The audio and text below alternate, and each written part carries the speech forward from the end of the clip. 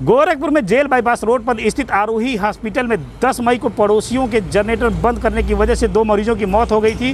प्रबंधक अंकित पांडे का आरोप है कि हॉस्पिटल में 2 मरीज वेंटिलेटर पर और जनरेटर बंद होने से ऑक्सीजन की सप्लाई बंद हो गई, जिसकी वजह से मरीजों की जान चली गई। पुलिस ने प्रबंधक की तहरीर पर अज्ञात पड़ोसियों के खिलाफ गैर इरादतन हत्या का मुकदमा दर्ज कर लिया है। गोरखपुर के जेल बाईपास रोड स्थित आरोही हॉस्पिटल में 10 फरवरी को ऑक्सीजन सप्लाई बाधित होने के कारण 2 मरीजों की मौत हो गई थी, जिसमें अस्पताल प्रबंधक ने थाने पर तहरीर देकर मुकदमा दर्ज कराया था। उन्होंने आरोप लगाए थे कि पड़ोसियों के जनरेटर बंद करने की वजह से 2 मरीजों की मौत हो गई।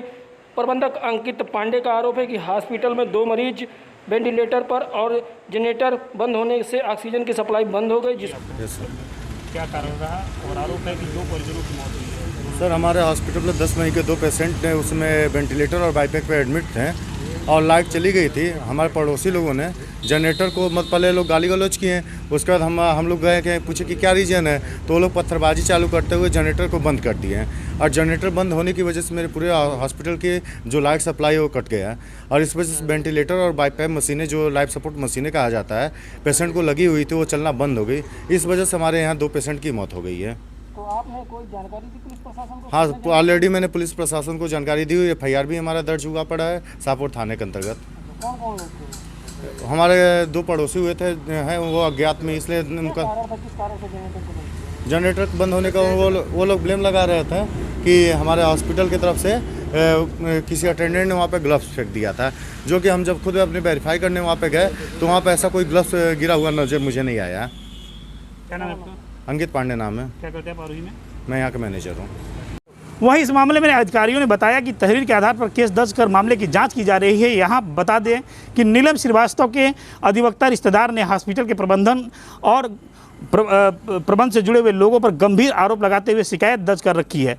अब इस मामले में नीलम की मौत को प्रबंधक ने पड़ोसियों द्वारा जनरेटर से बंद करना बताया है। दिलचस्प बात यह है कि इस पूरे खेल में जिला प्रशासन भी खामोश है। हालांकि इस समय ज़्यादातर प्राइवेट अस्पतालों को कोविड में बदल दिया गया है। ऐसी स्थिति में मरीज भी अपने आप को संतुष्ट करते हुए नजर आ रहे हैं। प्रदीपान श्रीवास्तव, NB न्यूज़, गोरखपुर।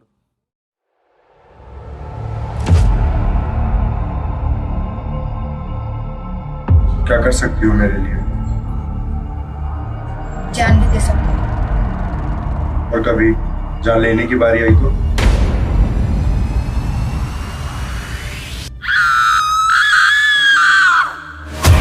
काला रंग चाहे कितना भी काला हो, वो खाकी को नहीं धुला सकता।